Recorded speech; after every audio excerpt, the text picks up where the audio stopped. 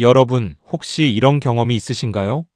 방에 뭔가를 가지러 들어갔는데 막상 들어가면 뭘 가지러 왔는지 기억이 나지 않는 경험 말입니다. 처음 한두 번은 그냥 웃어 넘기셨을 겁니다. 그런데 그런 일이 점점 잦아지고 어제 저녁에 뭘 먹었는지 기억이 가물가물하고 분명히 아는 사람인데 이름이 입끝에서만 맴돌고 나오지 않고 얼마 전에 나눈 대화가 안개 속처럼 흐릿하게 느껴진다면 그건 단순한 건망증이 아닐 수 있습니다. 많은 분들이 이런 증상을 나이 탓으로 돌리거나 요즘 바빠서 그렇다고 스트레스를 많이 받아서 그렇다고 스스로를 달래며 넘깁니다. 그런데 오늘 저는 여러분께 충격적인 사실 하나를 먼저 말씀드려야 합니다. 갑자기 기억력이 뚝 떨어졌다면 그것은 여러분의 뇌가 독소를 제대로 청소하지 못하고 있다는 강력한 신호일 수 있다는 것입니다. 뇌에 독소가 쌓인다는 말이 낯설게 느껴지실 수 있습니다. 우리는 흔히 독소하면 음식에 들어있는 나쁜 물질이나 환경 오염 물질을 떠올립니다. 하지만 우리 뇌는 매 초마다 엄청난 양의 에너지를 사용하면서 동시에 엄청난 양의 노폐물을 만들어냅니다. 뇌세포가 일을 할 때마다 대사부산물이 생기고 신경세포들이 신호를 주고받을 때마다 각종 단백질 조각들이 쌓입니다. 정상적인 상태에서는 뇌 자체의 청소 시스템이 이것들을 열심히 제거합니다. 그런데 이 청소 시스템이 어떤 이유로 제대로 작동하지 않으면 어떻게 될까요? 독소와 노폐물이 뇌 안에 서서히 쌓이고 신경세포들이 점점 제 기능을 못하게 되며 그 결과 가장 먼저 나타나는 증상이 바로 기억력 저하입니다. 그리고 이 상태가 오래 지속되면 치매로 이어질 수 있다는 사실이 전 세계 의학계를 충격에 빠뜨린 연구들을 통해 속속 밝혀지고 있습니다. 오늘 이 영상에서 여러분은 뇌의 청소 시스템이 무엇인지, 왜 이것이 무너지는지, 그리고 지금 당장 실천할 수 있는 구체적인 방법들이 무엇인지를 배우게 될 것입니다. 이 정보는 여러분의 지금 기억력을 지키는 것은 물론 10년 후, 20년 후의 뇌 건강을 결정하는 핵심적인 내용입니다. 단순한 건강 팁이 아닙니다. 오늘 이 영상 하나가 여러분의 남은 인생의 질을 완전히 바꿔놓을 수 있습니다. 끝까지 함께 해주세요. 먼저 우리 뇌가 얼마나 왕성하게 일하는지부터 생각해 보겠습니다. 뇌는 우리 몸 전체 체중의 약 2%밖에 되지 않는 작은 기관입니다. 그런데 이 작은 기관이 우리 몸 전체가 소비하는 에너지의 무려 20%를 사용합니다. 아무것도 하지 않고 가만히 앉아 있을 때도, 심지어 잠을 자고 있을 때도 뇌는 쉬지 않고 일합니다. 뇌에는 약 860억 개의 신경세포, 즉 뉴런이 있고 이 뉴런들은 서로 약 100조 개의 연결을 통해 끊임없이 신호를 주고받습니다. 이렇게 엄청난 에너지를 소비하고 엄청난 활동을 하는 과정에서 당연히 엄청난 양의 노폐물이 생성됩니다. 이 노폐물 중에는 정상적인 대사 부산물도 있지만 뇌세포에 독성을 미칠 수 있는 단백질 덩어리들도 있습니다. 가장 잘 알려진 것이 바로 아밀로이드 베타 단백질과 타우 단백질입니다. 이것들이 바로 알츠하이머 치매의 핵심 원흉으로 지목받고 있는 물질들입니다. 그렇다면 우리 뇌는 이 독소들을 어떻게 청소할까요? 이 질문에 대한 놀라운 답이 2012년에 발견되었습니다. 미국의 신경과학자 마이켄 네더가드 박사 연구팀이 뇌에 완전히 새로운 청소 시스템이 존재한다는 것을 발견한 것입니다. 그들은 이 시스템을 글림프 시스템이라고 명명했습니다. 이것은 우리 몸의 림프 시스템처럼 노폐물을 청소하는 역할을 하는데 뇌척 수액과 뇌 속 별 모양 세포인 벼라교 세포가 협력하여 작동합니다. 글림프 시스템은 뇌척 수액을 뇌 조직 속으로 밀어넣어 독소와 노폐물을 씻어낸 다음 이것들을 뇌 밖으로 내보내는 방식으로 작동합니다. 마치 뇌를 매일 밤 청소하는 정교한 세척 시스템과 같습니다. 그런데 여기서 정말 놀라운 사실이 하나 있습니다. 이 글림프 시스템이 가장 활발하게 작동하는 시간이 언제인 줄 아시나요? 바로 잠을 자는 동안입니다. 수면 중에 글림프 시스템의 활성도는 깨어있을 때보다 무려 10배에서 20배까지 높아집니다. 잠을 자는 동안 뇌세포들이 약 60% 수축하고 그 사이로 뇌척 수액이 더 쉽게 흘러들어가 독소를 씻어낼 수 있게 됩니다. 이 말이 무엇을 의미하는지 아시겠습니까? 잠을 제대로 못 자면 뇌 청소가 되지 않는다는 것입니다. 하룻밤 수면을 제대로 취하지 못하면 다음날 아침 여러분의 뇌 속에는 전날 밤 청소되었어야 할 독소들이 그대로 남아있게 됩니다. 이것이 잠을 못 자면 머리가 멍하고 기억력이 떨어지는 이유의 핵심 메커니즘입니다. 그리고 이 발견은 치매 연구에 완전히 새로운 패러다임을 열었습니다. 알츠하이머 치매 환자의 뇌에는 아밀로이드 베타 단백질이 과도하게 쌓여 있습니다. 그런데 이 아밀로이드 베타 단백질은 우리가 깨어있는 동안에도 계속 생성됩니다. 정상적으로 수면을 취하면 글림프 시스템이 이것을 밤마다 청소해 줍니다. 하지만 수면이 부족하거나 수면의 질이 나쁘면 청소가 제대로 이루어지지 않고 아밀로이드 베타가 뇌에 조금씩 쌓이기 시작합니다. 그리고 이 축적이 수십 년에 걸쳐 진행되면 결국 신경세포를 죽이고 치매를 일으킨다는 것입니다.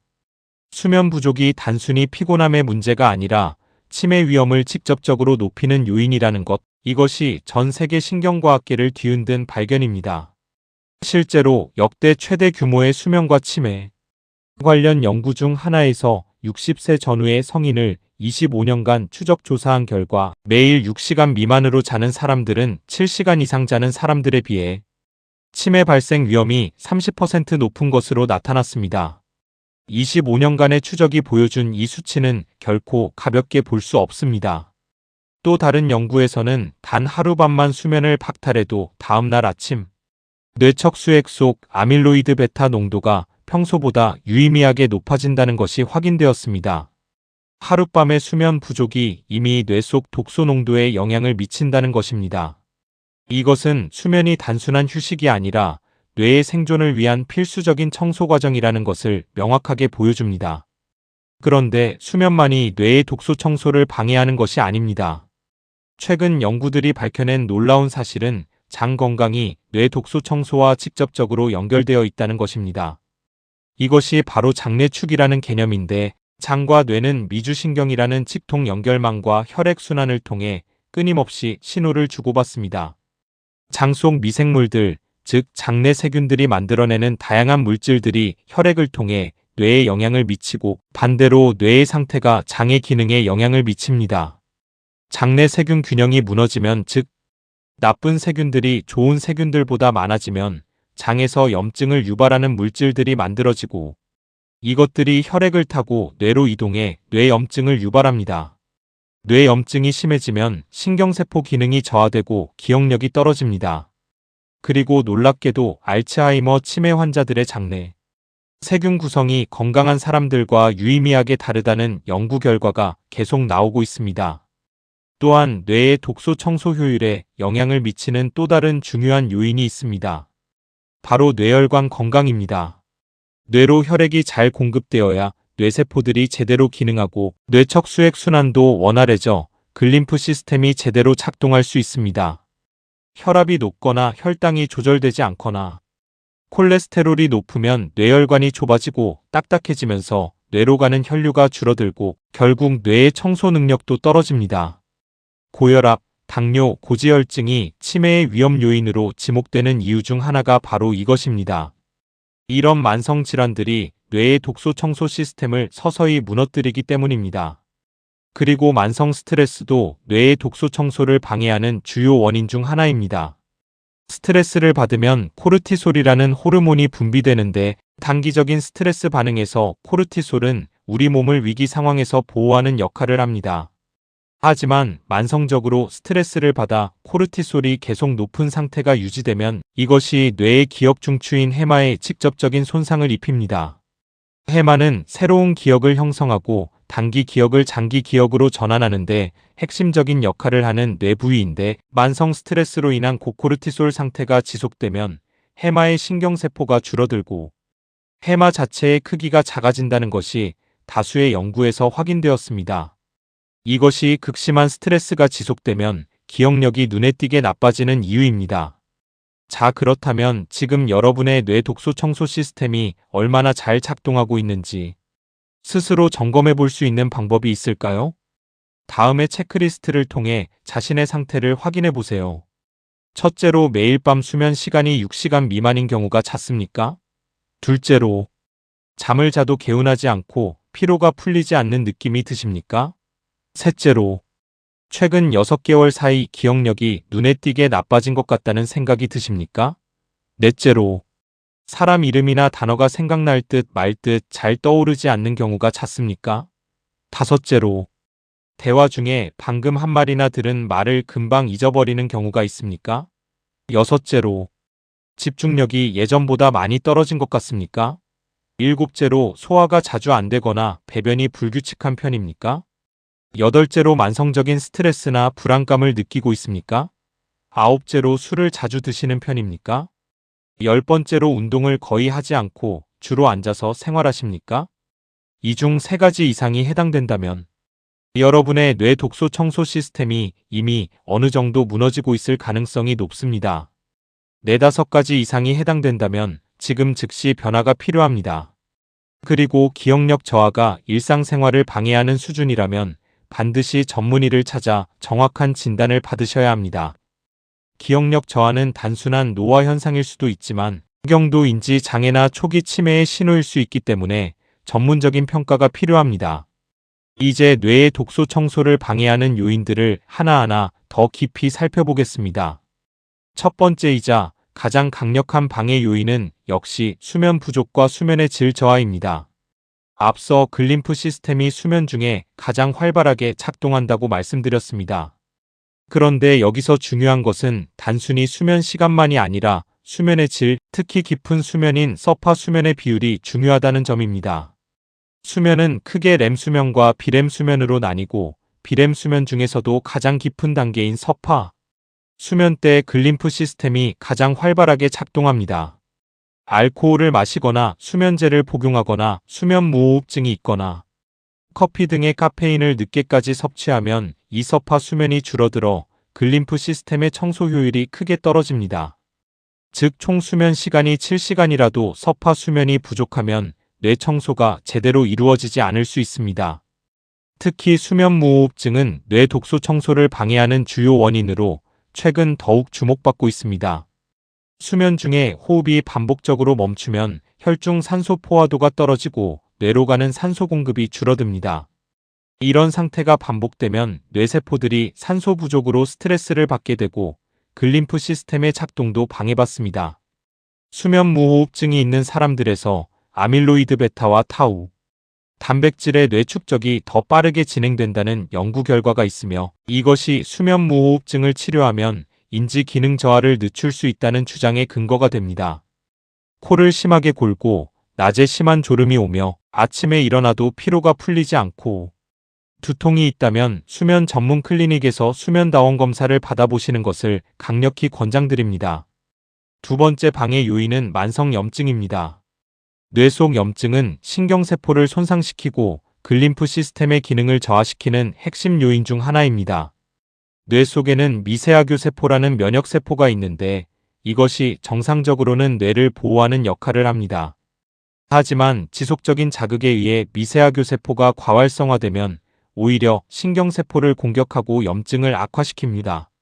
이 상태를 신경염증이라고 하는데 신경염증이 알츠하이머, 파킨슨병, 혈관성 치매 등 다양한 신경퇴행성 질환의 핵심 병리 기전이라는 것이 현재 의학계의 중요한 합의 중 하나입니다.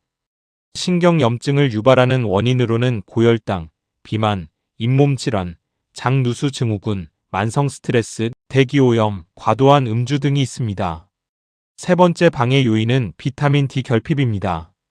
비타민 D는 단순한 뼈 건강 비타민이 아닙니다.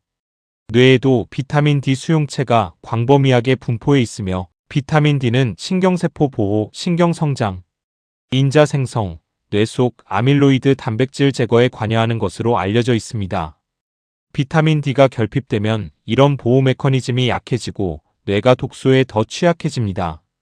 특히 한국과 같이 실내 생활이 많고 햇빛 노출이 부족한 환경에서는 비타민 D 결핍이 매우 흔합니다. 50대 이상 한국인의 상당수가 비타민 D 결핍 상태에 있다는 조사 결과들이 있습니다.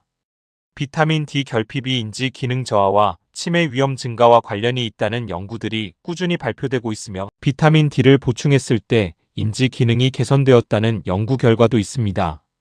네 번째 방해 요인은 과도한 음주입니다. 알코올은 직접적으로 신경세포에 독성을 미칩니다.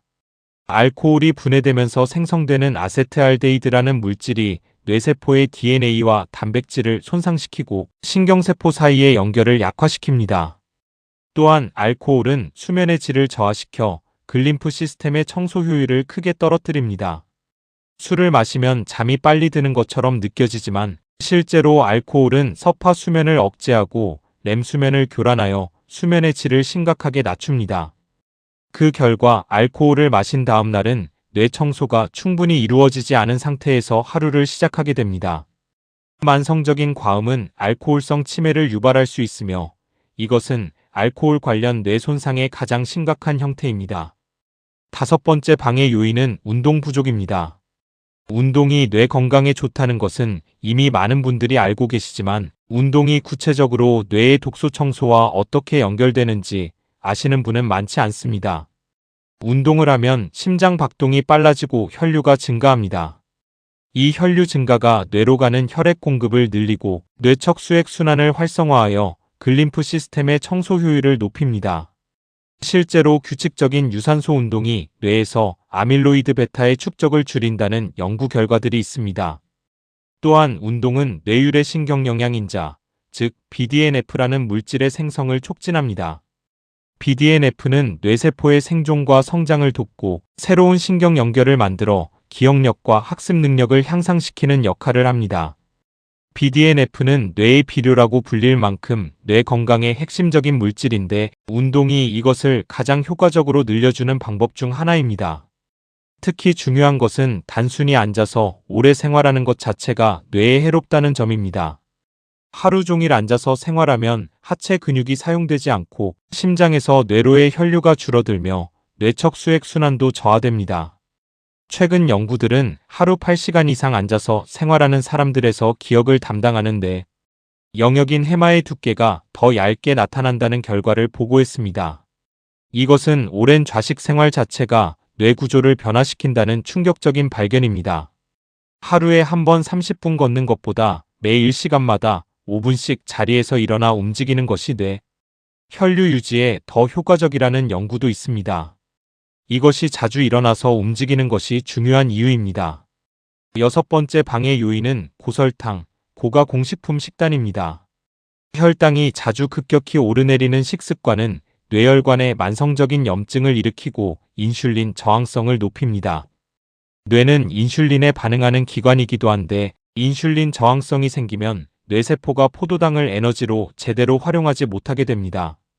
이를 뇌의 인슐린 저항성이라고 하며 일부 연구자들은 알츠하이머를 제3형 당뇨라고 부를 만큼 뇌의 인슐린 대사 장애가 치매와 깊은 관련이 있음을 강조합니다. 가공식품에 많이 들어있는 정제 탄수화물, 고과당 옥수수 시럽, 트랜스지방은 뇌염증을 직접적으로 촉진하고 장내 세균 균형을 무너뜨려 장내축을 통해 뇌 기능을 저하시킵니다. 일곱 번째 방해 요인은 사회적 고립과 정신적 비활성화입니다. 사회적 관계를 유지하고 지적 자극을 받는 것은 뇌의 신경 가소성을 유지하는 데 매우 중요합니다. 신경 가소성이란 뇌가 새로운 연결을 만들고 기존 연결을 강화하거나 약화시키면서 적응하는 능력을 말합니다. 이 능력이 높을수록 뇌가 독소나 손상에 더 잘 저항할 수 있고 설령 일부 뇌세포가 손상되더라도 다른 경로로 기능을 보완할 수 있습니다. 이것을 인지 예비력이라고 합니다. 인지 예비력이 높은 사람들, 즉 교육 수준이 높거나 사회적으로 활발하게 활동하거나 지적으로 자극적인 취미를 가진 사람들은 같은 정도의 뇌 손상이 있어도 치매 증상이 더 늦게 나타나는 경향이 있습니다. 이제 기억력 저하가 단순한 건망증인지, 경도인지 장애인지 아니면 더 심각한 치매의 초기인지 어떻게 구별할 수 있는지 알려드리겠습니다. 이것이 오늘 영상에서 매우 중요한 부분입니다. 왜냐하면 이 구별을 제대로 해야 적절한 시기에 적절한 도움을 받을 수 있기 때문입니다. 정상적인 노화에 따른 건망증은 이렇습니다. 예를 들어 어제 저녁에 무엇을 먹었는지 잠깐 생각이 안 나지만 곧 기억이 납니다. 물건을 어디다 뒀는지 잊어버리지만 잠시 후에 생각이 납니다. 사람 이름이 순간 생각이 안 나지만 나중에 떠오릅니다. 이런 건망증은 우리가 처리해야 할 정보의 양이 너무 많거나 피곤하거나 집중하지 않았을 때 나타나는 정상적인 현상입니다. 기억이 완전히 사라진 것이 아니라 잠시 접근이 안 되는 상태입니다. 그리고 이런 건망증 자체에 대해 본인이 인식하고 있다는 것도 중요합니다. 내가 뭔가를 잊는다는 것을 스스로 알고 있다는 것이지요. 중경도 인지 장애는 정상 노화와 치매의 중간 단계입니다. 주관적으로도 기억력이 나빠진 것을 느끼고 객관적인 인지 기능 검사에서도 같은 나이대 평균보다 낮게 나타나지만 아직 일상생활을 독립적으로 수행하는 데는 큰 지장이 없는 상태입니다. 중경도 인지 장애 환자는 매년 약 10에서 15%가 알츠하이머 치매로 진행하는 것으로 알려져 있습니다. 하지만 경도 인지 장애 단계에서 적절한 개입을 하면 치매로의 진행을 늦추거나 막을 수 있다는 연구 결과들이 있어 2단계에서의 조기 발견과 적극적인 관리가 매우 중요합니다. 치매의 초기 신호는 일상생활에 지장을 주는 수준의 기억력 저하입니다. 방금 들은 이야기를 전혀 기억하지 못하거나 같은 말을 짧은 시간 안에 반복하거나 잘 알던 약속이나 중요한 날짜를 계속 잊어버리거나 익숙한 장소에서 길을 잃거나 돈 계산이나 요리처럼 예전에 잘하던 일을 못하게 되거나 성격이나 행동이 갑자기 변한다면 치매의 초기를 의심해봐야 합니다. 특히 중요한 것은 본인은 인식하지 못하고 주변 가족들이 먼저 알아채는 경우가 많다는 점입니다. 가족 중 누군가가 반복적으로 같은 질문을 하거나 최근 일을 기억하지 못하거나 예전과 다르게 무기력하고 위축된 모습을 보인다면 전문의 진료를 받아보시길 권장드립니다. 기억력 저하 평가를 위한 전문적인 검사에는 간이 정신상태검사 몬트리올, 인지평가 등의 간단한 선별 검사가 있고 이상이 의심될 경우 신경심리검사를 통한 포괄적인 인지기능평가, 뇌 MRI를 통한 뇌구조 이상 확인, 혈액검사를 통한 갑상선 기능 저하, 비타민 B12 결핍, 빈혈 등 교정 가능한 원인 배제 등이 이루어집니다. 최근에는 혈액검사를 통해 알츠하이머와 관련된 아밀로이드 베타나 인산화타우, 단백질의 수치를 측정하는 바이오마커 검사가 발전하고 있어 증상이 나타나기 전 단계에서도 위험을 미리 파악할 수 있는 가능성이 열리고 있습니다. 이처럼 기억력 저하는 다양한 원인에 의해 발생할 수 있고 그중 일부는 치료와 생활 습관 개선으로 상당 부분 회복이 가능합니다. 갑상선 기능 저하로 인한 기억력 저하는 갑상선 호르몬 치료로 개선됩니다. 비타민 B12 결핍으로 인한 기억력 저하는 B12 보충으로 나아집니다. 수면 무호흡증으로 인한 기억력 저하는 양압기 치료로 개선될 수 있습니다. 우울증으로 인한 가성치매는 항우울제 치료와 심리치료로 호전됩니다. 만성 스트레스로 인한 기억력 저하는 스트레스 관리로 개선됩니다. 이처럼 원인에 따라 치료 방향이 달라지므로 기억력 저하는 반드시 전문의를 통해 정확한 원인을 파악하는 것이 중요합니다. 그렇다면 뇌의 독소 청소 시스템을 활성화하고 기억력을 회복하기 위해 지금 당장 실천할 수 있는 방법들은 무엇일까요? 이제부터 과학적 근거에 기반한 실질적인 방법들을 하나하나 알려드리겠습니다. 이것들은 의학적 치료를 보완하는 생활 습관 개선 방법들이며 오늘부터 바로 시작할 수 있는 것들입니다. 가장 중요한 것은 수면의 질과 양을 개선하는 것입니다. 앞서 말씀드린 것처럼 수면은 뇌의 글림프 시스템이 가장 활발하게 작동하는 시간입니다. 목표는 단순히 7에서 8시간을 자는 것이 아니라 깊은 수면, 즉 서파 수면의 비율을 최대화하는 것입니다. 이를 위한 첫 번째 방법은 수면 시간을 일정하게 유지하는 것입니다. 매일 같은 시간에 자고 같은 시간에 일어나면 생체 시계, 즉 일주기 리듬이 안정화되고 수면의 질이 향상됩니다. 주말에도 평일과 같은 수면 시간을 유지하는 것이 이상적입니다. 두 번째 방법은 잠들기 2시간 전부터 빛 노출을 줄이는 것입니다.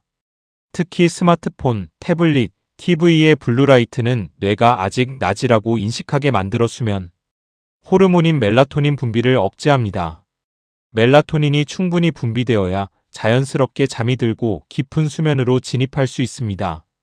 잠들기 전 스마트폰 사용을 줄이고 침실을 어둡게 유지하며 취침 전 은은한 조명 아래에서 독서나 가벼운 스트레칭을 하는 것이 도움이 됩니다. 세 번째 방법은 침실 온도를 서늘하게 유지하는 것입니다. 우리 몸은 잠이 들면서 체온이 약간 낮아지는데 침실이 너무 덥거나 너무 추우면 체온 조절이 어려워져 수면의 질이 떨어집니다. 이 연구에 따르면 18에서 22도 사이의 서늘한 침실 온도가 깊은 수면에 최적인 것으로 알려져 있습니다. 여름에는 선풍기나 에어컨을 약하게 켜두는 것이 수면 질 향상에 도움이 될 수 있습니다. 네 번째 방법은 카페인 섭취 시간을 관리하는 것입니다. 카페인의 반감기는 약 5에서 7시간입니다. 즉 오후 3시에 커피 한 잔을 마셨다면 밤 10시에도 카페인의 절반이 아직 몸속에 남아 있습니다. 카페인은 아데노신 수용체를 차단하여 졸음을 억제하는데 이것이 심부 수면에도 영향을 미칩니다. 뇌 청소를 위한 최적의 수면을 위해서는 오후 2시 이후에는 카페인 섭취를 삼가는 것이 좋습니다. 수면의 질 개선을 위한 특별한 방법으로 수면 자세도 중요합니다. 놀랍게도 수면 중 뇌척수액의 흐름, 즉 글림프 시스템의 작동 방향이 수면 자세에 따라 달라진다는 연구가 있습니다. 측와위, 즉 옆으로 누운 자세로 자는 것이 등을 대고 눕거나 엎드려 자는 것에 비해 글림프 시스템의 청소 효율이 더 높을 수 있다는 연구 결과가 있습니다. 물론 이 연구는 아직 초기 단계이고 사람을 대상으로 한 대규모 연구가 더 필요하지만 의미 있는 발견입니다. 평소에 옆으로 자는 것이 편하지 않으신 분들도 한번 시도해 보실 만합니다. 이제 뇌의 독소 청소를 돕는 음식들에 대해 이야기해 보겠습니다. 어떤 음식들이 글림프 시스템을 활성화하고 뇌 염증을 줄이며 기억력을 회복하는 데 도움이 될까요? 과학적 연구를 통해 뇌 건강에 긍정적인 영향이 확인된 음식들을 지금부터 자세히 소개해 드리겠습니다. 첫 번째는 등 푸른 생선입니다. 고등어, 꽁치, 삼치, 연어의 풍부한 오메가3 지방산, 특히 DHA와 EPA는 뇌 건강에 가장 중요한 영양소 중 하나입니다. DHA는 뇌세포막의 주요 구성 성분으로 뇌에서 가장 높은 농도로 존재하는 지방산입니다. DHA가 충분해야 신경세포막이 유연하게 유지되고 신경신호 전달이 원활하게 이루어집니다. DHA가 부족하면 신경세포막이 딱딱해지고 신경 전달이 느려집니다. EPA는 강력한 항염작용으로 뇌 속 신경염증을 줄이는 데 도움을 줍니다. 오메가3 지방산이 아밀로이드 베타 단백질의 생성을 줄이고 제거를 촉진한다는 연구 결과도 있습니다. 주 3회 이상 손바닥 크기의 등 푸른 생선을 드시는 것을 목표로 해보세요. 생선이 부담스럽다면 고품질의 오메가3 보충제를 하루 1에서 2g 섭취하는 것도 방법입니다.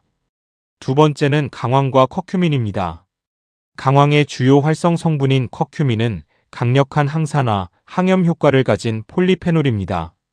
커큐민이 뇌 속에서 아밀로이드 베타 단백질의 응집을 억제하고 기존에 쌓인 아밀로이드 플라크를 분해하는 데 도움을 준다는 연구 결과들이 있습니다.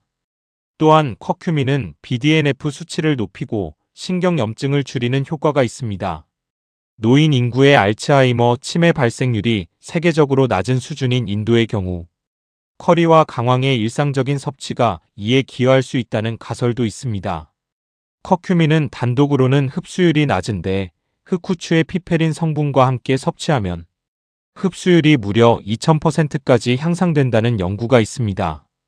강황 가루를 따뜻한 우유나 골든 밀크로 만들어 드실 때 흑후추를 소량 함께 넣거나 커리 요리에 흑후추를 추가하는 것이 커큐민 흡수를 극대화하는 방법입니다.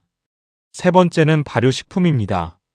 된장, 청국장, 김치, 요거트처럼 발효 과정을 거친 식품들은 장내 유익균의 다양성을 높이고 장 건강을 개선하는 데 도움이 됩니다. 앞서 장내축을 통해 장 건강이 뇌 기능과 연결되어 있다고 말씀드렸습니다. 건강한 장내 미생물 생태계는 뇌 염증을 줄이고 신경 전달 물질의 균형을 유지하는 데 기여합니다. 실제로 장내 유익균이 세로토닌, 도파민, GABA 등 뇌 기능에 중요한 신경 전달 물질의 전구체를 만들어낸다는 것이 알려져 있습니다. 특히 우리나라 전통 발효식품인 된장과 청국장에는 뇌 건강에 도움이 되는 이소플라본과 나토키나제 유사 성분이 포함되어 있습니다. 매일 한 가지 이상의 발효식품을 식단에 포함시키는 것을 목표로 해보세요. 단, 나트륨 함량이 높은 것들은 싱겁게 드시는 것이 중요합니다. 네 번째는 녹색잎 채소와 십자화과 채소입니다. 시금치, 케일, 브로콜리, 양배추, 브리셀 새싹 등의 채소에는 뇌 건강에 중요한 영양소들이 풍부합니다. 엽산은 호모시스테인 수치를 낮추어 뇌혈관 손상을 예방합니다. 비타민 K는 뇌 속 스핑고리피드라는 지방 성분의 합성에 필요하며 이것이 기억 기능과 관련이 있다는 연구들이 있습니다. 루테인은 눈 건강뿐만 아니라 뇌에도 축적되어 신경 보호 작용을 합니다. 설포라판은 브로콜리에 특히 풍부한 성분으로 뇌 속 항산화 방어 시스템을 강화하고 신경염증을 줄이는 효과가 있습니다. 또한 십자화과 채소는 해독 효소의 생성을 촉진하여 몸 전체의 독소 제거 능력을 높이는 데도 도움이 됩니다. 하루에 최소 2컵 분량의 다양한 녹색 채소를 드시는 것을 목표로 해보세요. 다섯 번째는 베리류입니다. 블루베리, 딸기, 아로니아, 폭분자, 오미자처럼 짙은 색의 베리류에는 플라보노이드와 안토시아닌이 풍부합니다. 이 성분들은 혈액-뇌 장벽을 통과하여 직접적으로 뇌 속에서 항산화 및 항염 작용을 합니다. 혈액-뇌 장벽은 뇌를 유해 물질로부터 보호하는 장벽인데 플라보노이드는 이 장벽을 통과할 수 있는 몇 안 되는 식품 성분 중 하나입니다. 블루베리가 인지 기능과 기억력을 개선한다는 연구들이 다수 있으며 특히 노인에서의 효과가 주목받고 있습니다. 한 연구에서는 경도 인지 장애를 가진 노인들이 12주간 블루베리를 매일 섭취한 결과 기억 검사 점수가 유의미하게 향상되었다는 결과가 나왔습니다. 매일 한 컵 분량의 베리류를 요거트나 오트밀에 곁들여 드시거나 냉동 블루베리를 스무디로 만들어 드시는 것이 쉬운 섭취 방법입니다. 여섯 번째는 견과류, 특히 호두입니다. 호두는 모양도 뇌와 비슷하지만 실제로도 뇌 건강에 매우 유익한 식품입니다. 호두에는 식물성 오메가3인 알파리놀렌산, 비타민 E, 폴리페놀, 마그네슘이 풍부합니다. 비타민 E는 강력한 항산화 비타민으로 뇌세포를 산화 스트레스로부터 보호합니다. 폴리페놀은 뇌염증을 줄이고 장내 유익균을 증가시킵니다. 마그네슘은 뇌 속 NMDA 수용체를 조절하여 기억력과 학습 능력에 영향을 미치는 것으로 알려져 있습니다. 여러 연구에서 견과류 섭취가 많을수록 인지 기능 저하 위험이 낮다는 상관관계가 관찰되었습니다. 하루 한 줌 약 30g의 견과류를 꾸준히 드시는 것이 목표입니다. 일곱 번째는 올리브 오일입니다. 엑스트라 버진 올리브 오일에는 올레오칸탈이라는 성분이 있는데 이것이 아밀로이드 베타 단백질을 뇌에서 제거하는 글림프 시스템의 기능을 강화한다는 연구 결과가 있습니다. 또한 올레오칸탈은 신경염증을 줄이는 효과도 있습니다. 엑스트라 버진 올리브 오일의 풍부한 올레산은 신경 전달을 도와주는 미엘린, 수초 형성에 필요한 성분이기도 합니다. 조리 시 버터나 일반 식용유 대신 엑스트라 버진 올리브 오일을 사용하거나 샐러드 드레싱으로 활용해 보세요. 하루 2에서 4큰술 정도가 적절한 섭취량입니다. 여덟 번째는 달걀입니다. 달걀은 뇌 건강에 매우 중요한 영양소들을 두루 갖추고 있습니다. 달걀 노른자의 풍부한 콜린은 신경 전달 물질인 아세틸콜린의 원료가 됩니다.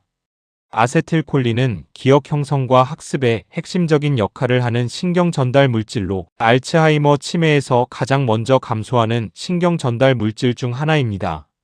달걀에는 또한 루테인, 제아잔틴, 비타민 B12, 비타민 D도 들어 있습니다. 비타민 B12는 신경세포를 보호하는 미엘린 수초의 유지에 필수적이며 B12가 부족하면 기억력과 인지 기능이 현저히 저하됩니다. 매일 한두 개의 달걀을 드시는 것이 뇌 건강에 도움이 됩니다. 아홉 번째는 녹차입니다. 녹차의 대표 성분인 카테킨 중 특히 EGCG는 강력한 항산화 성분으로 뇌세포를 산화 손상으로부터 보호합니다. 또한 녹차에는 L-테아닌이라는 아미노산이 있는데 이것이 알파파 뇌파를 증가시켜 집중력을 높이고 불안을 줄이면서도 졸리지 않게 하는 효과가 있습니다. L-테아닌과 카페인이 함께 작용하면 단독 카페인보다 집중력과 주의력을 더 효과적으로 향상시킨다는 연구도 있습니다. 또한 녹차의 EGCG가 뇌 속 타우 단백질의 응집을 억제한다는 연구 결과도 있어 치매 예방 측면에서도 주목받고 있습니다. 하루 3에서 4잔의 녹차를 꾸준히 마시는 것이 도움이 됩니다. 10번째는 다크 초콜릿입니다. 카카오 함량 70% 이상의 다크 초콜릿에는 플라보노이드, 마그네슘, 아연이 풍부합니다. 카카오의 플라보노이드는 뇌 혈류를 증가시키고 신경 가소성을 높이며 기억력과 집중력을 향상시키는 효과가 있습니다. 특히 해마로 가는 혈류를 증가시킨다는 연구 결과가 있는데 해마는 기억 형성의 핵심 부위입니다.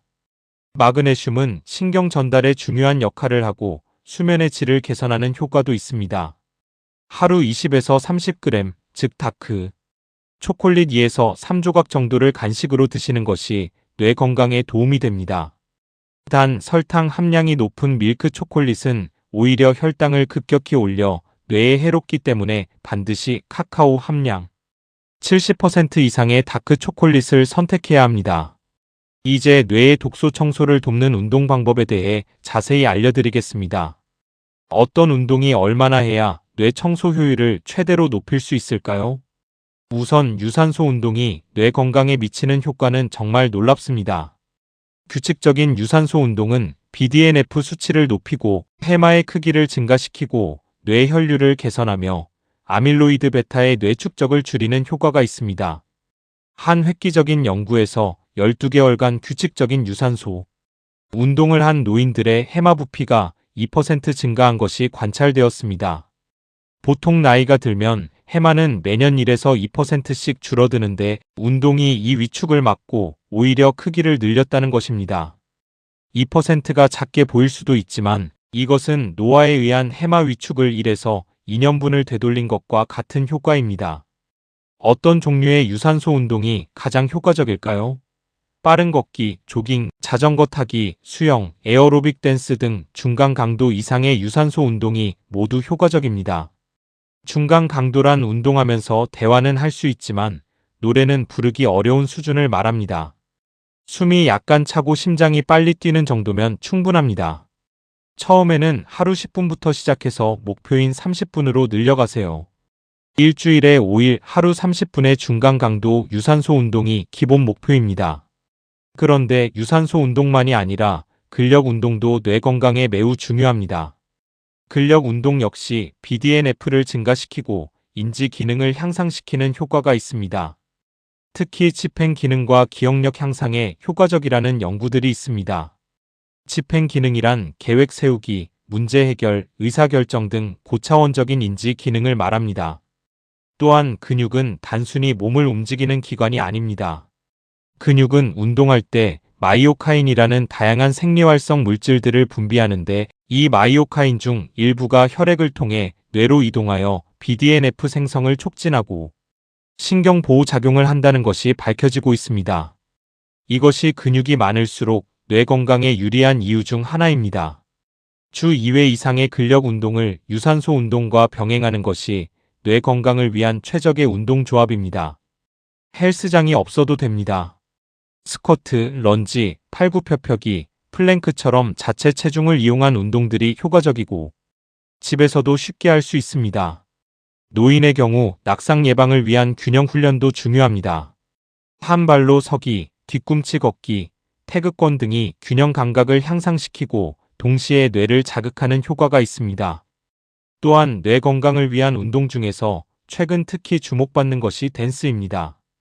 댄스는 유산소 운동의 효과와 함께 새로운 동작을 배우고 기억하는 인지적 자극, 리듬에 맞춘 협응 운동, 그리고 사회적 상호작용까지 한꺼번에 제공합니다. 이 모든 요소들이 복합적으로 작용하여 단순한 유산소 운동보다 더 강력한 뇌 건강 효과를 낼 수 있습니다.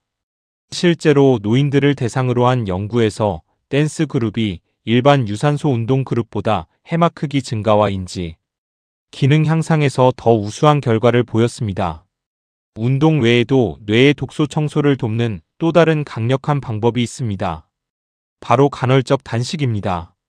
간헐적 단식은 일정 시간 동안 음식 섭취를 하지 않음으로써 몸 안에서 자가포식이라는 세포 청소 메커니즘을 활성화합니다.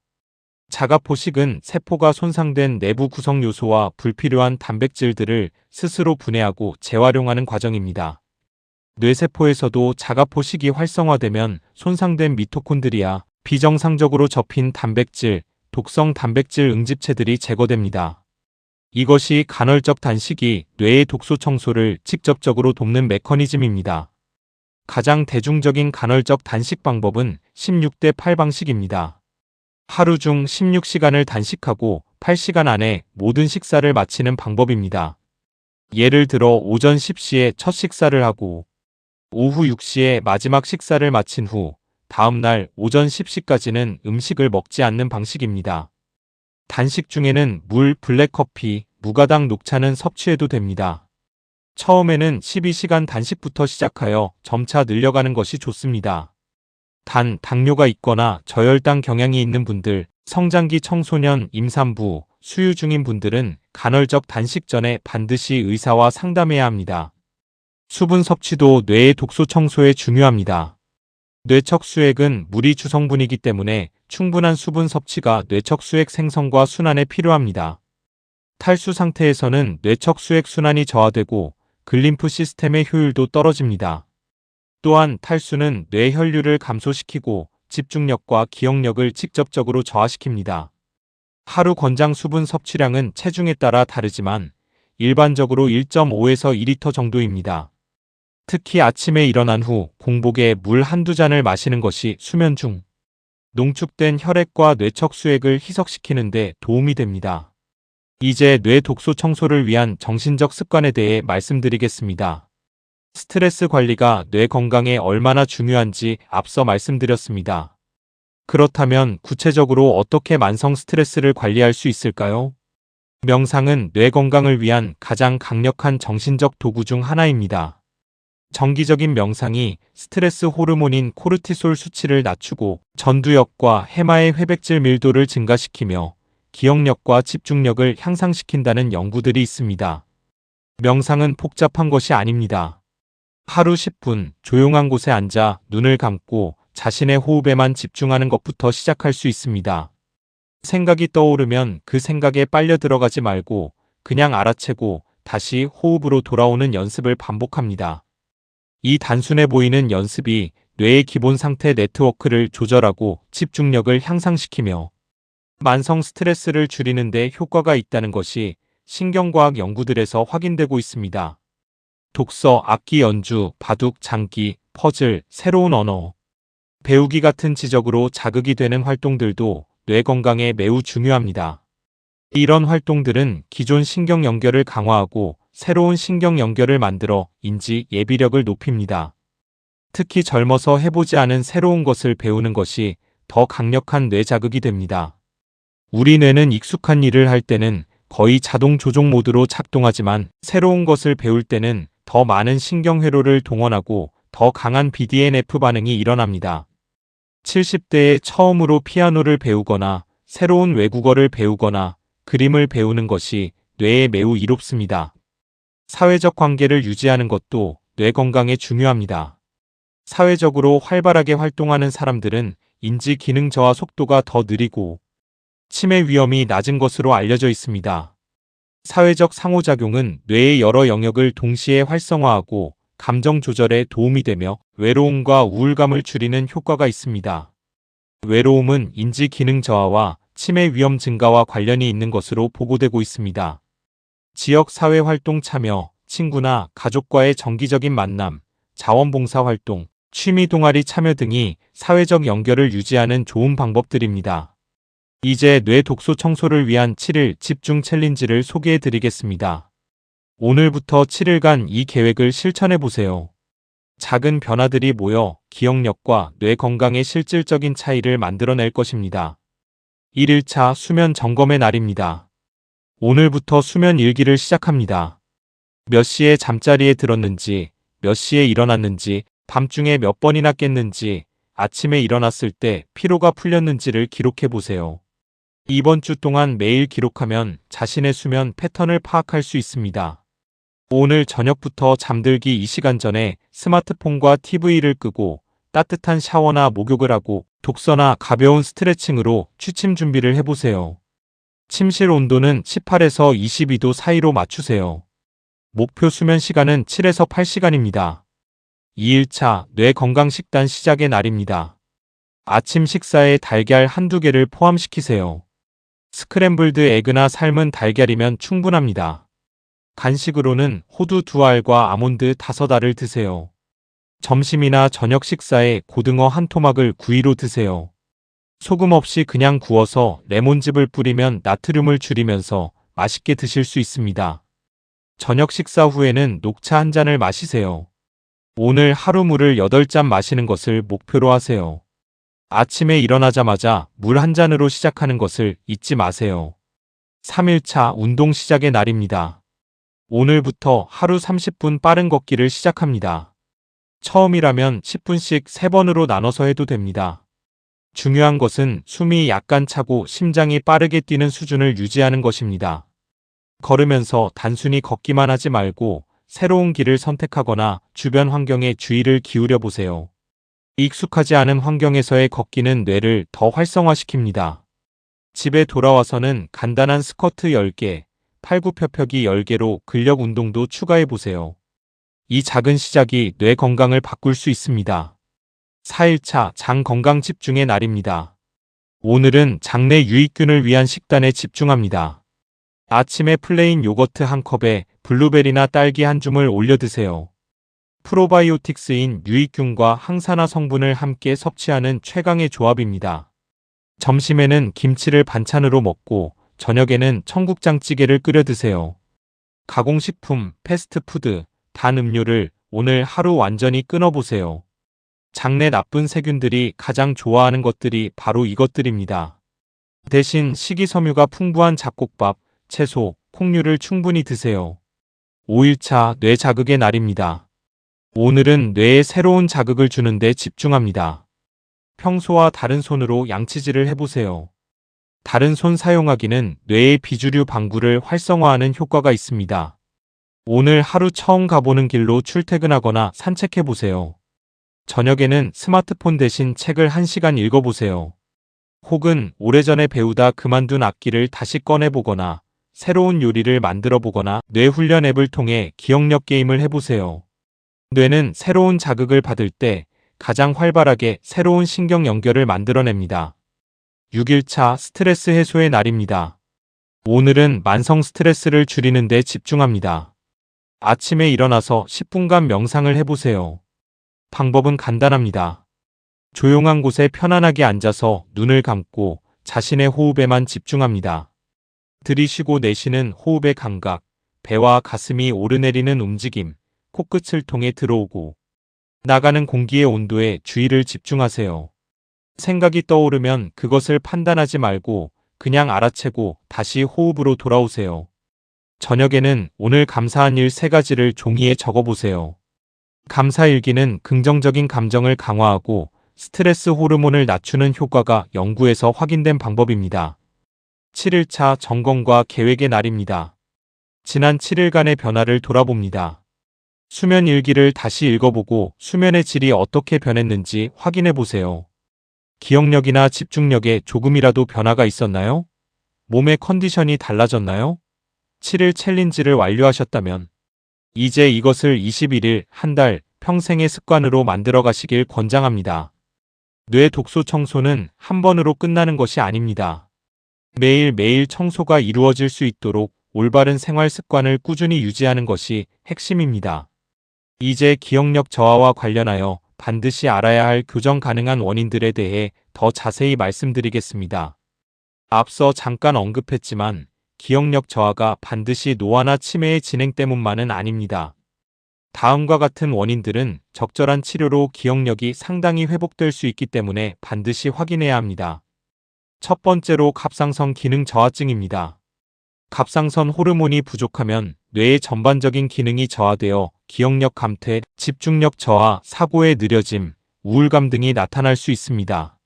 이런 증상들이 치매와 매우 비슷하기 때문에 가성치매라고 불리기도 합니다.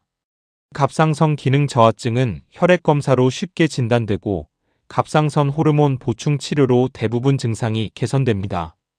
특히 50대 이상 여성에게 흔하므로 기억력이 갑자기 나빠졌다면 갑상선 기능 검사를 반드시 받아보시길 권장합니다. 두 번째로 비타민 B12 결핍입니다. 비타민 B12는 신경세포를 보호하는 미엘린 수초의 유지에 필수적입니다. B12가 부족하면 신경세포 손상이 진행되고 기억력, 집중력, 인지 기능이 저하됩니다. 심한 경우 치매와 구별하기 어려운 수준의 인지 장애가 나타날 수 있습니다. B12는 주로 동물성 식품에 포함되어 있기 때문에 채식주의자나 동물성 식품 섭취가 적은 노인에서 결핍이 잘 생깁니다. 또한 나이가 들면 위산 분비가 줄어들어 음식에서 B12를 흡수하는 능력이 저하됩니다. 혈액 검사로 B12 수치를 확인하고 결핍이 있다면 고용량 B12 보충으로 인지 기능이 회복될 수 있습니다. 세 번째로 우울증입니다. 우울증은 기억력과 집중력을 심하게 저하시킬 수 있어 치매와 혼동되기도 합니다. 이것을 우울인지 장애 또는 가성치매라고 합니다. 우울증에서의 인지 기능 저하는 실제 뇌세포 손상이 아닌 뇌의 기능적 변화로 나타나므로 우울증이 치료되면 인지 기능도 대부분 회복됩니다. 기억력 저하와 함께 무기력감, 슬픔, 흥미 상실, 수면 변화, 식욕 변화 등의 증상이 동반된다면 우울증 가능성을 반드시 고려해야 합니다. 네 번째로 약물 부작용입니다. 수면제, 항불안제, 항히스타민제, 일부 혈압, 약물, 항경련제 등 다양한 약물들이 인지 기능에 영향을 미칠 수 있습니다. 특히 노인에서는 여러 가지 약을 동시에 복용하는 경우 약물 상호작용으로 인해 인지 기능이 저하될 수 있습니다. 현재 복용 중인 약물이 있고 기억력 저하가 생겼다면 담당 의사에게 약물의 영향 가능성을 반드시 문의하세요. 다섯 번째로 수면 장애입니다. 앞서 자세히 말씀드린 것처럼 수면 부족과 수면 무호흡증은 뇌의 독소 청소를 방해하여 기억력을 저하시킵니다. 수면 문제를 해결하는 것만으로도 인지 기능이 상당히 개선될 수 있습니다. 여섯 번째로 만성 탈수입니다. 뇌는 75% 이상이 물로 이루어져 있습니다. 경미한 탈수 상태에서도 집중력, 기억력, 처리 속도가 저하되는 것이 연구에서 확인되었습니다. 많은 노인들이 갈증 감각이 둔해져 충분한 수분을 섭취하지 못하고 만성적인 경미한 탈수 상태에 있는 경우가 있습니다. 이제 뇌 독소 청소와 기억력 회복을 위한 보충제에 대해 이야기해 보겠습니다. 시중에는 뇌 건강에 좋다는 보충제들이 많이 있습니다. 어떤 것들이 실제로 과학적 근거가 있는지, 어떻게 섭취해야 하는지 자세히 알려드리겠습니다. 첫 번째는 오메가3 지방산입니다. 생선을 충분히 드시기 어려운 분들에게 오메가3 보충제는 좋은 대안입니다. DHA와 EPA를 합쳐 하루 1000에서 2000mg 섭취하는 것이 일반적으로 권장됩니다. 오메가3 보충제를 선택할 때는 DHA 함량이 충분한지, 산패를 방지하는 항산화 성분인 비타민 E가 들어있는지, 중금속 검사 결과를 공개하는 신뢰할 수 있는 제품인지를 확인하세요.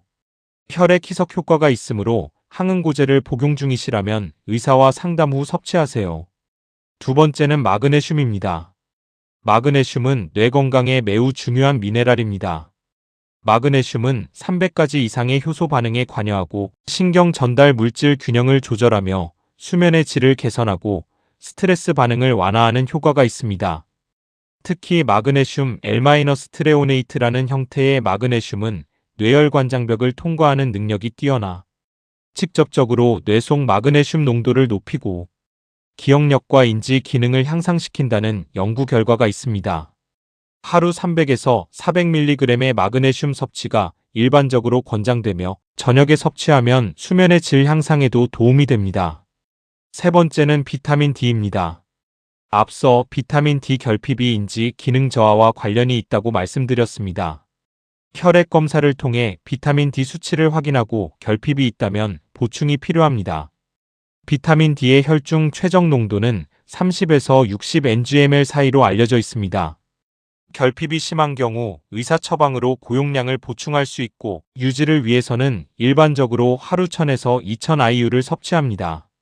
비타민 D는 지용성 비타민이기 때문에 음식과 함께 섭취하면 흡수율이 높아집니다. 특히 아침 햇빛을 매일 15에서 30분 피부에 쬐는 것이 비타민 D 합성의 가장 자연스러운 방법입니다. 네 번째는 비타민 B군입니다. 특히 비타민 B12, B6, 엽산은 뇌 건강과 신경 기능 유지에 중요합니다. 이 세 가지 비타민은 협력하여 혈중 호모시스테인 수치를 낮추는 역할을 합니다. 호모시스테인은 과도하게 높아지면 뇌혈관을 손상시키고 신경세포 독성을 나타낼 수 있는 아미노산입니다. 나이가 들면 위산 분비 감소로 B12 흡수가 줄어들기 때문에 50세 이상에서는 B12 보충을 고려하는 것이 좋습니다. 비타민 B군을 고함량으로 포함한 B콤플렉스 제품을 선택하거나 호모시스테인 수치가 높게 나온 경우에는 의사의 지도 아래 치료적 용량을 섭취하는 것이 필요합니다. 다섯 번째는 커큐민 보충제입니다. 앞서 강황에서 커큐민을 섭취하는 방법을 말씀드렸지만 식품으로 충분한 용량을 섭취하기 어려운 경우 보충제 형태로 섭취할 수 있습니다. 커큐민은 흡수율이 낮아서 흡수율을 높인 형태의 제품인 피페린이 첨가된 제품이나 리포솜 형태의 커큐민 또는 BCM-95나 MERIVA 같은 특허 기술이 적용된 고흡수형 커큐민 제품을 선택하는 것이 효과적입니다. 하루 500에서 1000mg의 고흡수형 커큐민 섭취가 뇌 건강 목적으로 연구에서 사용된 용량입니다. 담낭 질환이 있는 분들은 커큐민 섭취 전 의사와 상담하세요. 여섯 번째는 포스파티딜세린입니다. 포스파티딜세린은 신경세포막의 중요한 구성 성분으로 신경신호 전달과 기억 형성에 관여합니다. 나이가 들면 뇌의 포스파티딜세린 함량이 감소하는데 보충제로 섭취하면 기억력과 집중력을 개선하는 효과가 있다는 연구들이 있습니다. 하루 100에서 300mg 섭취가 연구에서 사용된 용량이며 3번에 나눠서 식사와 함께 드시는 것이 권장됩니다. 보충제에 관해 한 가지 중요한 주의사항을 드립니다. 어떤 보충제도 불량한 생활 습관을 대체할 수 없습니다. 수면을 제대로 자지 않고 운동을 하지 않고 나쁜 식단을 유지하면서 보충제만 먹는 것은 효과가 매우 제한적입니다. 보충제는 건강한 생활 습관의 보완제이지 대체제가 아닙니다. 또한 어떤 보충제든 과다 섭취는 부작용을 일으킬 수 있고 현재 복용 중인 약물과 상호작용할 수 있으므로 반드시 담당 의사와 상담한 후 섭취하는 것이 안전합니다. 이제 뇌 독소 청소와 기억력에 영향을 미치는 환경적 요인들에 대해 말씀드리겠습니다. 우리 일상 환경 속에는 뇌 건강을 해치는 환경 독소들이 존재합니다. 이것들을 줄이는 것도 뇌의 독소 청소 부담을 줄이는 데 중요합니다. 미세먼지와 대기오염은 뇌 건강에 생각보다 훨씬 큰 영향을 미칩니다. 초미세먼지인 PM2.5는 크기가 너무 작아 폐에서 혈액으로 흡수되고 일부는 코의 후각신경을 통해 직접 뇌로 이동할 수도 있는 것으로 알려져 있습니다. 대기오염 물질에 만성적으로 노출되면 뇌염증이 증가하고 인지 기능이 저하된다는 대규모 연구 결과가 있습니다. 미세먼지 농도가 높은 날에는 외출을 자제하고 마스크를 착용하며 실내에서는 공기청정기를 활용하는 것이 도움이 됩니다. 중금속 노출도 뇌 건강에 영향을 미칩니다. 납, 수은, 카드뮴 같은 중금속은 신경 독성을 가지고 있습니다. 오염된 생선을 통한 수은 섭취, 오래된 수도관을 통한 납 노출, 담배 연기를 통한 카드뮴 노출이 주요 경로입니다. 대형 생선인 참치, 황새치, 상어 등은 수은 함량이 높을 수 있으므로 주 1회 이하로 제한하고 고등어, 꽁치, 정어리 등 작은 생선을 선택하는 것이 좋습니다. 가정에서 사용하는 다양한 화학 물질들도 뇌 건강에 영향을 미칠 수 있습니다. 페인트, 접착제, 세정제, 살충제 등에 들어있는 휘발성 유기 화합물들은 뇌 독성을 가질 수 있습니다. 이런 제품을 사용할 때는 환기를 충분히 하고 가능하면 천연 소재의 제품을 선택하는 것이 좋습니다. 또한 플라스틱 용기에 뜨거운 음식을 담거나 전자레인지에 플라스틱 용기를 사용하면 비스페놀, 어와 프탈레이트 같은 내분비계 교란 물질이 용출될 수 있으므로 유리나 스테인리스 용기를 사용하는 것이 안전합니다. 수면 환경도 뇌 독소 청소에 영향을 미칩니다. 침실에 전자기기가 많으면 수면의 질이 저하될 수 있습니다. 스마트폰은 침실 밖에 두고 자는 습관이 좋고 침실에는 시계나 조명도 최소한으로 유지하는 것이 이상적입니다. 야간에 빛에 노출되면 멜라토닌 분비가 억제되어 수면의 질이 저하되고 글림프 시스템의 효율이 떨어집니다. 이제 각 연령대별로 뇌의 독소 청소를 강화하기 위한 맞춤형 조언을 드리겠습니다. 나이에 따라 뇌가 직면하는 도전이 다르고 따라서 집중해야 할 전략도 다릅니다. 40대 분들에게는 예방이 핵심입니다. 40대는 뇌 기능의 절정에서 서서히 변화가 시작되는 시기입니다. 아직 큰 문제가 없더라도 지금부터 예방 습관을 들이는 것이 매우 중요합니다. 혈압, 혈당, 콜레스테롤을 정기적으로 체크하고 정상 범위를 유지하세요. 이 시기에 이런 위험 요인들을 관리하지 않으면 20에서 30년 후에 뇌 건강에 직접적인 악영향을 미칩니다. 또한 40대는 직장과 가정에서 스트레스가 가장 많은 시기이기도 합니다. 만성 스트레스가 해마를 손상시킨다는 것을 기억하고 스트레스 관리 루틴을 만들어 두세요. 규칙적인 운동, 명상, 충분한 수면이 40대 뇌 건강의 핵심입니다. 이 시기에 수면을 희생해가며 일하는 것이 나중에 치매 위험으로 돌아올 수 있다는 것을 절대 잊지 마세요. 50대 분들에게는 집중적인 관리가 필요합니다. 50대는 갱년기 호르몬 변화와 함께 뇌 건강의 변화가 더 뚜렷하게 나타나는 시기입니다. 특히 여성의 경우 폐경 전후에 에스트로겐 수치가 급격히 떨어지는데 에스트로겐은 신경 보호 작용을 하고 아밀로이드 단백질 처리에도 관여하는 호르몬입니다. 에스트로겐 감소가 치매 위험 증가와 관련이 있다는 연구들이 있습니다. 이 시기에 특히 강조되어야 할 것은 수면 관리와 운동입니다. 갱년기 증상으로 수면이 불규칙해지기 쉬운데 수면을 지키는 것이 이 시기 뇌 건강에 매우 중요합니다. 인지적 자극 활동도 적극적으로 늘리세요. 새로운 것을 배우고 사회적으로 활발하게 활동하며 인지 예비력을 높이는 것이 이 시기의 핵심 전략입니다. 60대 이상 분들에게는 지속적이고 다각적인 접근이 중요합니다. 이 시기에는 뇌의 자연적인 변화가 더 눈에 띄게 나타날 수 있습니다. 그러나 노화에 따른 변화와 질병으로 인한 변화를 구별하는 것이 중요합니다. 기억력이 걱정될 때는 자가 진단에만 의존하지 말고 전문의를 찾아 정확한 평가를 받으세요. 이 시기에 특히 주의해야 할 것들이 있습니다. 낙상을 예방하세요. 뇌외상은 후일 치매 위험을 높이는 것으로 알려져 있습니다. 균형 운동을 꾸준히 하고 낙상 위험이 있는 환경적 요인들을 제거하세요. 청력 손실에도 주의하세요.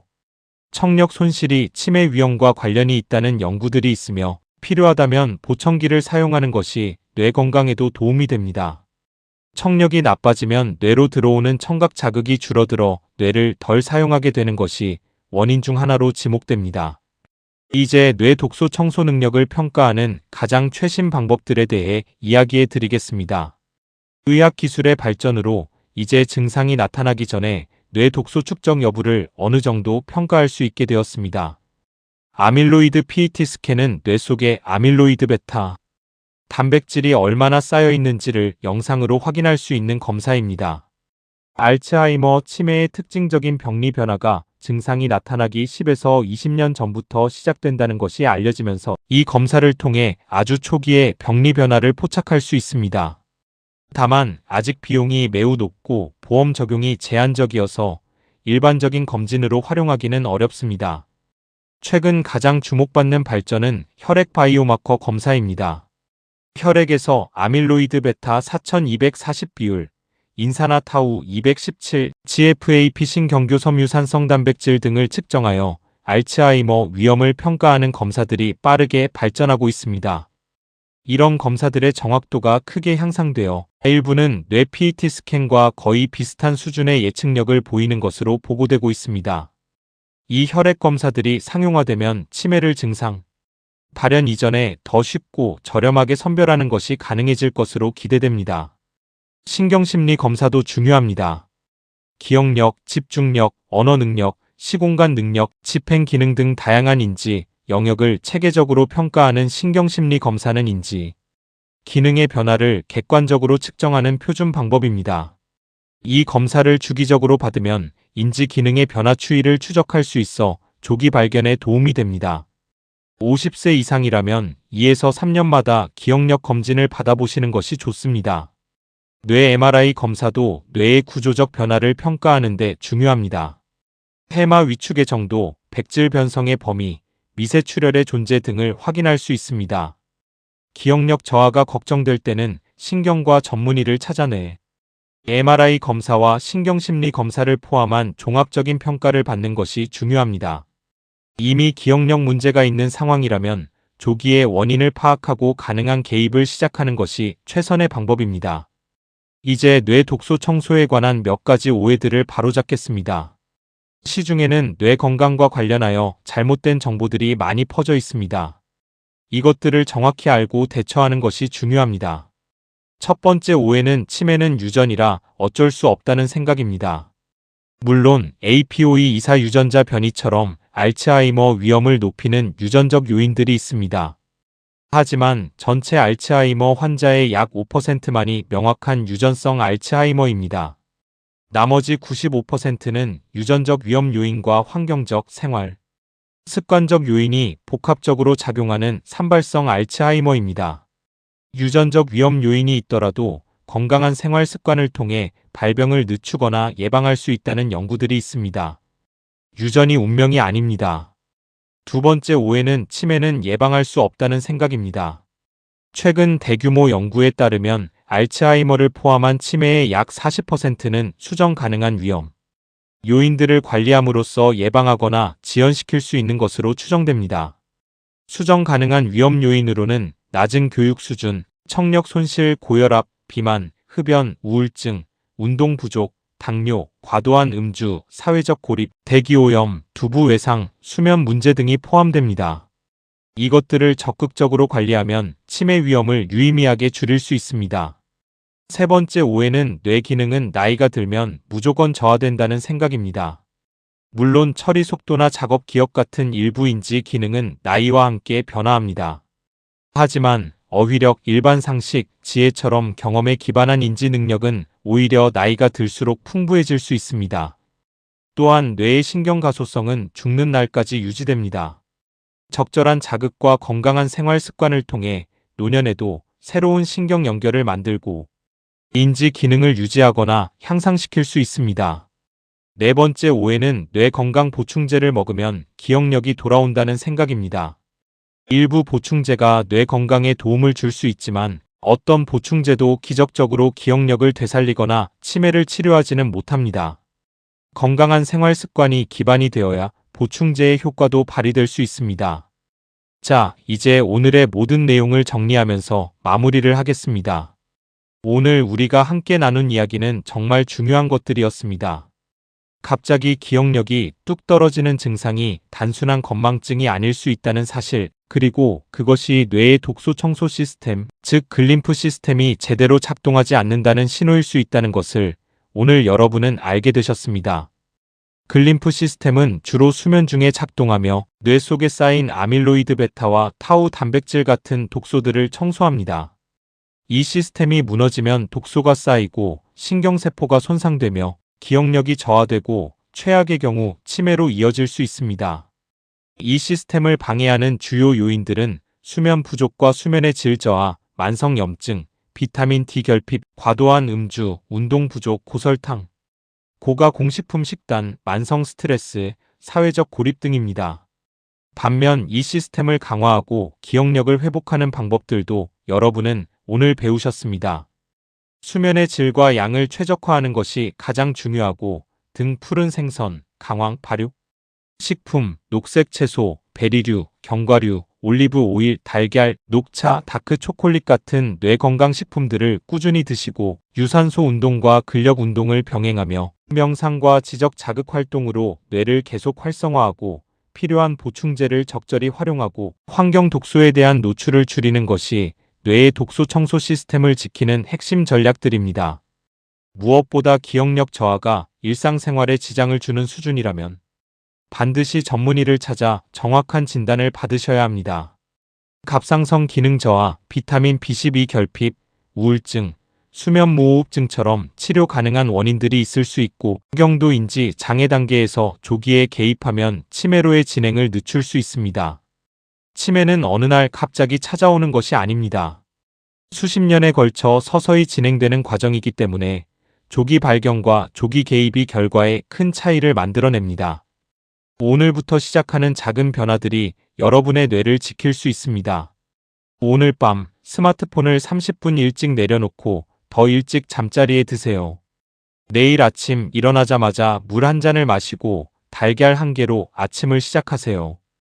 오늘 낮에 10분이라도 밖에 나가 걸으세요. 이것들이 오늘부터 시작할 수 있는 가장 쉬운 첫걸음입니다. 여러분의 뇌는 지금 이 순간에도 매 초마다 100억 번의 신호를 주고받으며 여러분을 위해 쉼없이 일하고 있습니다. 이제 여러분이 뇌를 위해 무언가를 해줄 차례입니다. 충분한 수면, 건강한 식단, 규칙적인 운동, 그리고 뇌를 계속 자극하는 지적 활동. 이 네 가지가 여러분의 뇌가 가장 간절하게 원하는 것들입니다. 결코 늦지 않았습니다. 60대, 70대, 80대에도 뇌는 변화할 수 있습니다. 뇌의 신경 가소성은 죽는 날까지 유지됩니다. 오늘 이 영상을 보신 것이 여러분 인생에서 뇌 건강의 새로운 시작점이 되기를 진심으로 바랍니다. 이 영상이 도움이 되셨다면 좋아요와 구독 버튼을 꼭 눌러주세요. 기억력 저하로 걱정하고 계신 가족이나 친구가 있다면 이 영상을 공유해주세요. 여러분의 공유 하나가 소중한 사람의 뇌 건강을 지키는 데 도움이 될 수 있습니다. 댓글로 오늘 영상에서 가장 도움이 된 내용이나 여러분이 궁금한 건강 정보를 남겨주시면 다음 영상에서 꼭 다루도록 하겠습니다. 여러분 모두 오늘도 건강하시고 맑고 활기찬 뇌로 빛나는 하루 보내시길 바랍니다. 감사합니다.